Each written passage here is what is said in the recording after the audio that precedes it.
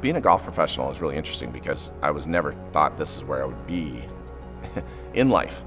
I didn't pick up golf till I was in my 20s. I became pretty successful at it. When I was building this career and I was finally on a really good track and working for a municipality, running their golf courses, and you know, it was always do more because I wanted to provide. I thought if I could go and chase and do more and get a better job and make more money and provide for my family, everything would be great. Getting into a occupation where you're not an expert, you're constantly trying to find validation. And I was striving for this validation in my workplace. All the while, I wasn't getting the validation of what I was doing was the right way. And so this builds these little seeds of resentment, these little rejections and this and that. You're constantly striving. You're like the little kid in the corner putting your hand up going, pick me, pick me. I just won an award for my Canadian PGA. I'd made Junior Leader of the Year for my whole entire country. Like, it was an awesome feeling. When you're constantly striving for this validation, you're constantly striving to get feedback to think that you're doing the right thing, you look and sometimes you miss the most important things. What I didn't realize is how these were all compounding and adding up and directing me more towards a line of sin and more towards poor decisions, and not realizing that I was on a path that wasn't being guided in the right way. 2010 was kind of like the catalyst to get me to where I am today. And it was kind of like the jump off point.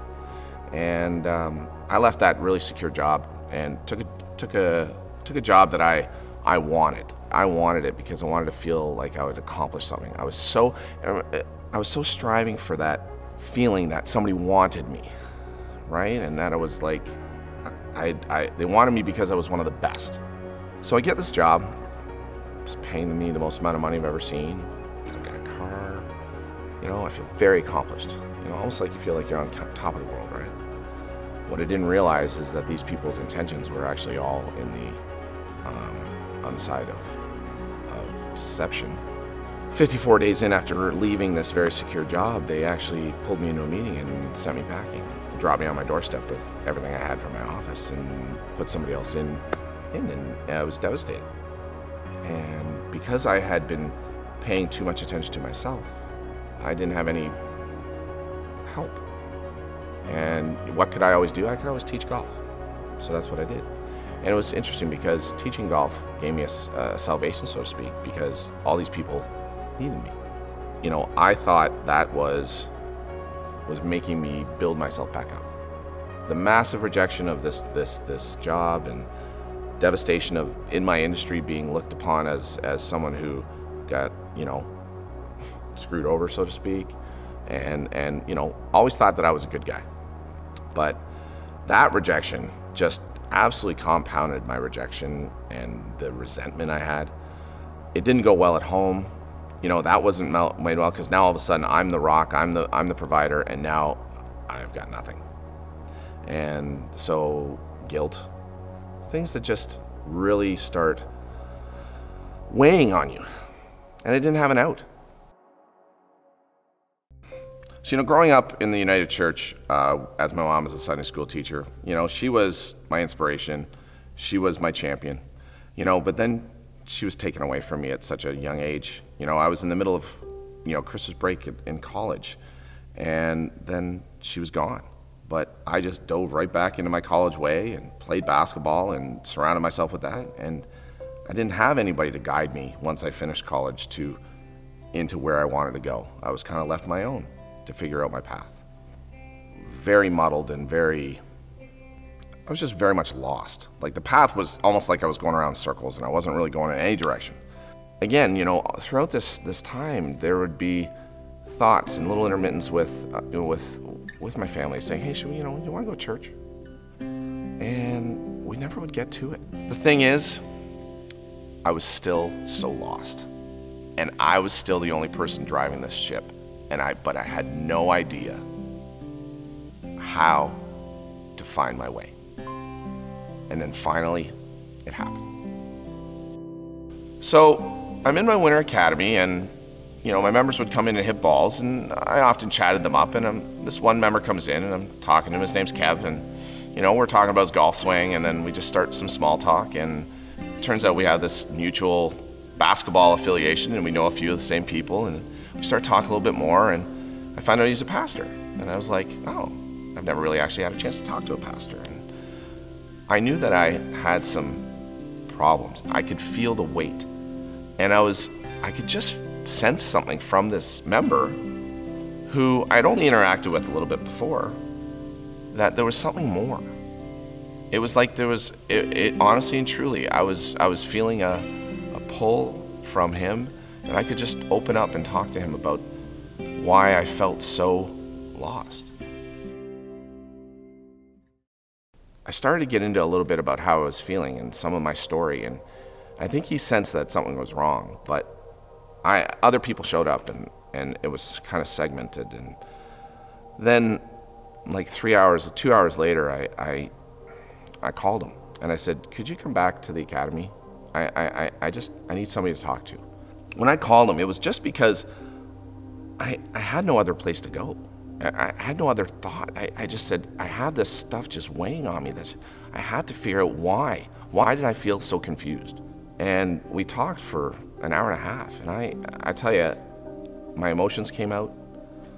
I've probably never cried that hard in my life, other than when my mom passed away. What he showed me was how resentment and rejection had played such a big part in my life, but also how God's grace and how he forgives, and he can let you start anew and repent and walk away from the line of sin. I felt absolutely like this whole, I'm going to sort of say a little cliche-ish, but it felt like this weight was just totally lifted. I felt new. I felt like all of a sudden I had this answer.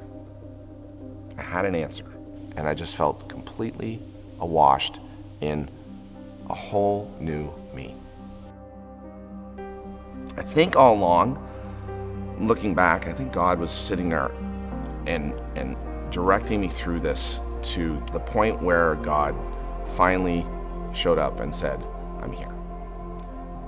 Are you ready to walk with me? He was always there. He was always watching.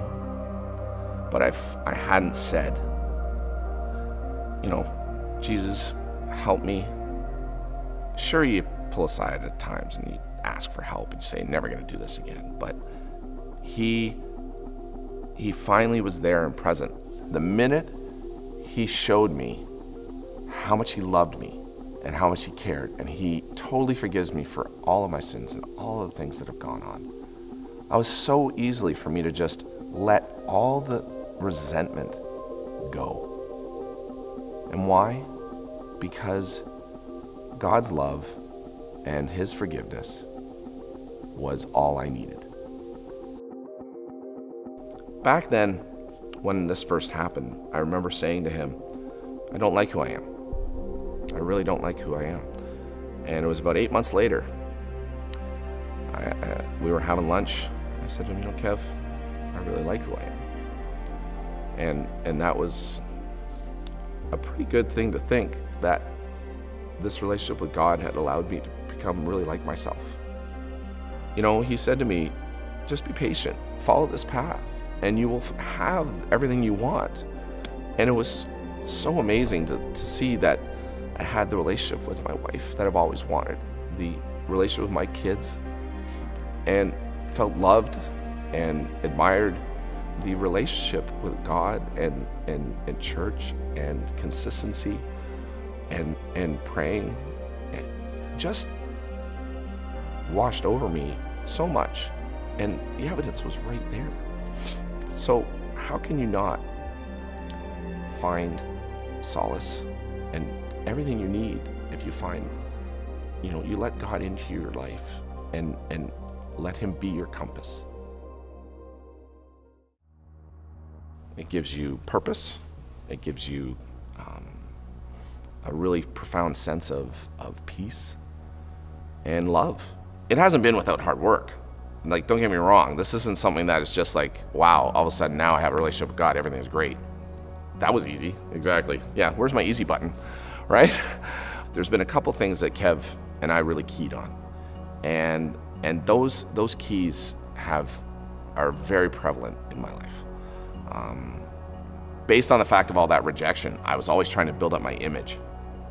And I built up the image, but what was interesting is that the image was there, but there was no character.